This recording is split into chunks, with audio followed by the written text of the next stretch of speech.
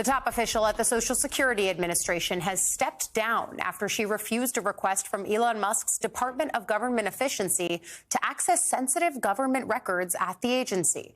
That's according to two sources familiar with the situation. A White House spokesperson, meanwhile, confirmed that Michelle King left her position at the administration over the weekend. One of the sources said the dispute leading to King's departure involved Americans' bank information, Social Security numbers, earnings records, marital statuses, dates of birth, and in some cases, medical records if a person had already applied for disability benefits. So the most sensitive of data. As a result, President Trump has appointed Leland Dudick, a manager in charge of the Social Security's anti-fraud office, as acting commissioner of the SSA now that King is out. And we could get a decision sometime today from a federal judge in Washington, D.C. that could potentially limit Elon Musk and his Doge team from doing things like that, accessing government systems and firing federal employees. The lawsuit was filed by more than a dozen state attorneys general, but Judge Tanya Chutkin hinted at a hearing yesterday that she might not impose immediate roadblocks to Musk's infiltration of the nation's government agencies. Judge Chutkin called Doge's actions, quote, concerning and troubling, but she also said the state's argument was too broad and hypothetical. Basically, that she needed to see more evidence of imminent harm before she granted a request for a temporary restraining order that would curtail what Musk and his Doge team are doing. And then in a surprise filing last night, the Department of Justice stated Musk is actually not the administrator of Doge, nor is he making personnel decisions at federal agencies. Might be news to many of us as we've been following this, because Elon is clearly at the center. But in that three-page declaration, a White House personnel official revealed that Musk's title is senior advisor to the president and that he has no, quote, actual or formal authority to make government decisions himself. It's there that we're going to start with former U.S. attorney and MSNBC contributor Barbara McQuade. I want to get your reaction to that, Barbara, because it seems important from a legal perspective that these suits are being filed against Musk and Doge, but the White House is saying, no, he's not technically in charge here. Is that going to work? It's a really interesting revelation, Allie, because I think all of us had assumed that Elon Musk was the head of Doge, not just that he worked for Doge. In fact, at that Oval Office press conference last week, Donald Trump asked Elon Musk to speak about what he was doing at Doge and what he was finding through his work with Doge. And so if he's simply an advisor to President Trump, he doesn't have any authority whatsoever. So I do think that this is an important revelation that came in this case. Maybe this tips the scale for Judge Chutkin to have a new perspective on what's going on here. Or maybe it just opens the door to a different lawsuit to try to clarify what Elon Musk's role is and who is in charge of Doge.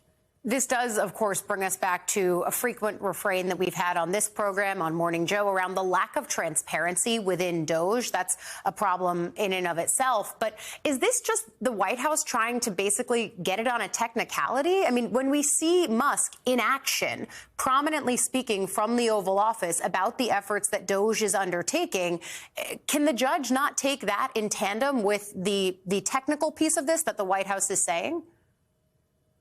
Yeah, I think so. I mean, when you file an affidavit in court, as this was, you can't make stuff up the way you can when you're just shooting the breeze in the Oval Office. And so This is an important clarification about what his actual role really is. I don't think this is an effort to get away with it on a technicality. The judge specifically asked for this. Like, what is his role anyway? And so they were forced to answer that question very specifically. But I think what it does highlight is the limits of his authority.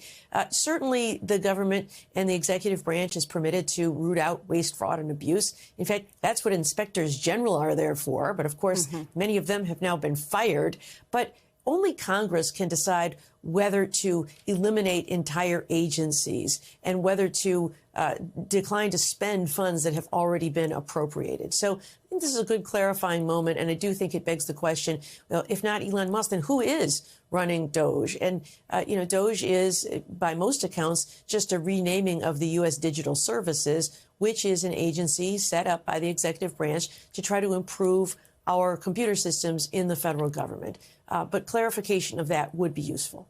Yeah, definitely clarification needed, because I had the same question that you did. Okay, if Musk is not actually in charge here, who is? I think many people would like to know that. And then I also want to talk to you about something overnight. You were one signatory on an open letter to current federal prosecutors from former U.S. attorneys and other prosecutors, basically saying and supporting them in the way that they've stood up to some actions from this Department of Justice, specifically when it came to forcing folks to dismiss the charges against New York City Mayor Eric Adams. Talk a little bit about that letter. How unusual is it for former prosecutors to put their names on something like this?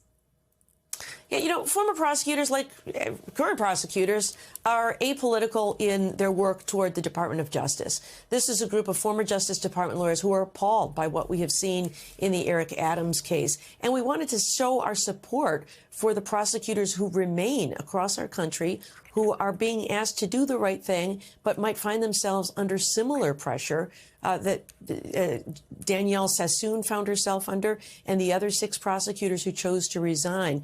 We support that decision, but we also want to say you need to stay in there and stand up for the rule of law.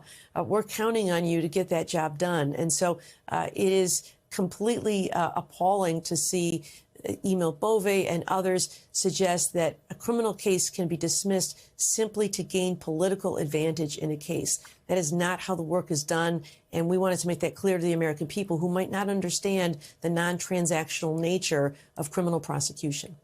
Yeah, people are definitely getting a crash course in how things typically and now atypically work from a Department of Justice and law enforcement perspective. Barbara McQuade, thank you for joining us this morning. Thanks, Allie.